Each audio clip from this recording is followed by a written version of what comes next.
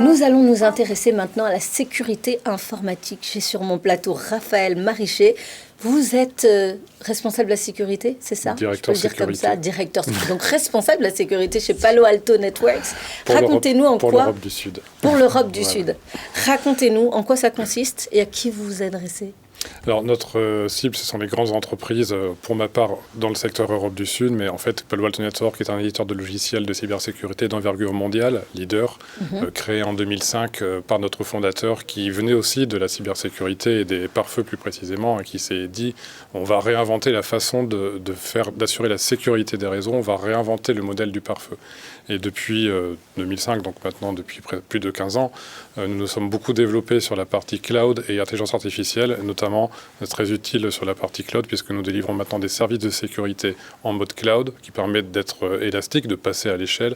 C'est particulièrement intéressant dans la situation du travailleur hybride et de la population qui se déplace et qui travaille à domicile, au bureau ou même des fois dans le train ou dans les hôtels.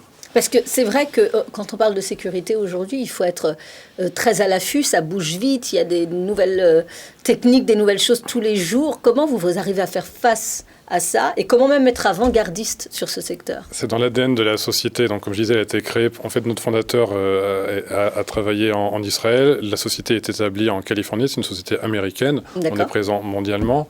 Et on a eu, sur les dernières années, un cycle d'acquisition assez ambitieux et assez efficace, puisque nous avons acquis dans le domaine de l'intelligence artificielle, dans le domaine du cloud, dans le domaine de l'expérience utilisateur aussi, dans le domaine de l'orchestration des réseaux et de l'orchestration de la réponse à incident. On est souvent très en avance sur les attentes du marché. On a aussi besoin de connaître les besoins futurs du marché pour pouvoir y répondre dans des cycles avec 6 mois ou 12 mois d'avance, le temps d'intégrer les sociétés qu'on a rachetées, d'intégrer les produits entre eux et de construire ce qu'on appelle en fait une plateforme de sécurité. En fait, l'idée, c'est que les produits que nous avons intégrés vont parler entre eux de manière à optimiser, à faciliter le travail des exploitants de la sécurité. Le mot, en fait, pour être innovant, c'est simplifier le travail de ceux qui doivent piloter la sécurité au quotidien, parce que, comme vous l'avez dit, c'est un vrai enjeu et c'est assez difficile avec la myriade d'acteurs qu'il y a sur le marché aujourd'hui. Et alors, vous avez parlé tout à l'heure du travail hybride.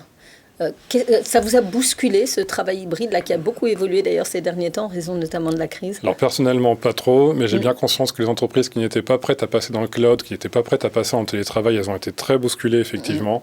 On a connu des bouleversements considérables de la population, ce qu'on appelle des travailleurs, la workforce, qui s'est déplacée évidemment de l'entreprise à domicile très rapidement, avec une réadaptation très rapide des éléments d'accès au réseau informatique de l'entreprise depuis le domicile ou depuis n'importe où potentiellement, et en même temps de la sécurisation de ces accès. Ces bouleversements, aujourd'hui, ils laissent des traces. Le travail hybride est là pour rester. On a aussi dans le domaine du cloud qui a permis d'accompagner ce mouvement. On a dans le domaine du cloud 72% des entreprises françaises aujourd'hui qui considèrent que le cloud est une technologie d'avenir, au moins pour les 24 mois, alors qu'on dit souvent qu'on est assez adverse ou prudent par rapport au cloud. Clairement, le cloud a aidé à traverser cette période et ce travail hybride est là pour rester. L'automatisation, l'orchestration et le cloud permet vraiment de répondre à cette flexibilité du travailleur. Et en plus, ça a changé très rapidement, finalement. Est-ce demain, si on était amené à refaire un autre changement, est-ce que vous sauriez vous adapter ?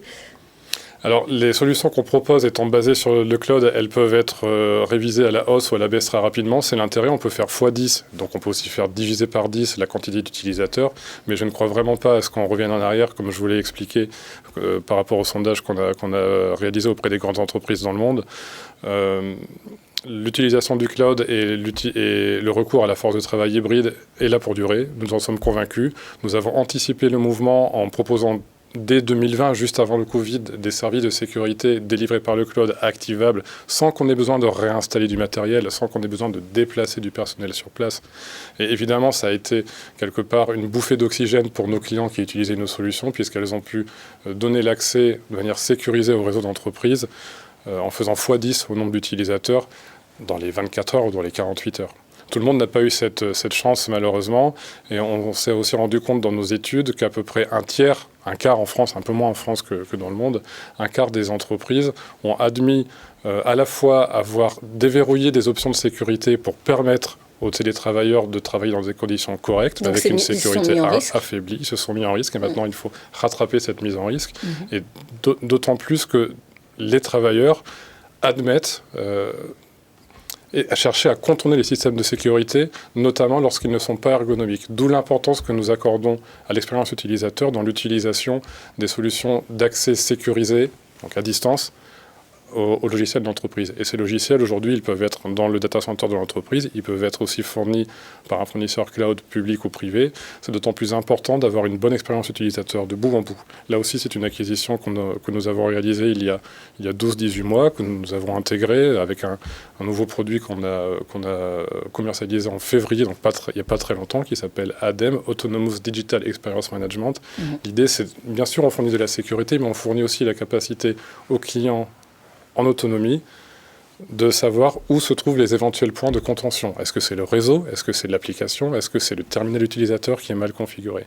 Les deux vont de pair. Si on sépare les deux, on va avoir des contournements de la sécurité. C'est ce qui s'est passé en 2020. Et donc se mettre en danger. Et donc se mettre en danger. Et après, ça demande beaucoup d'efforts à rattraper. Il vaut mieux intégrer la sécurité avec l'expérience utilisateur dès le début pour ne pas avoir des utilisateurs qui cherchent à contourner. Et bien, on prévient avant d'avoir à guérir.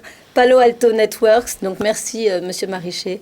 Vous étiez là pour nous parler de la sécurité et c'est un sujet absolument fondamental pour les entrepreneurs et les grandes entreprises.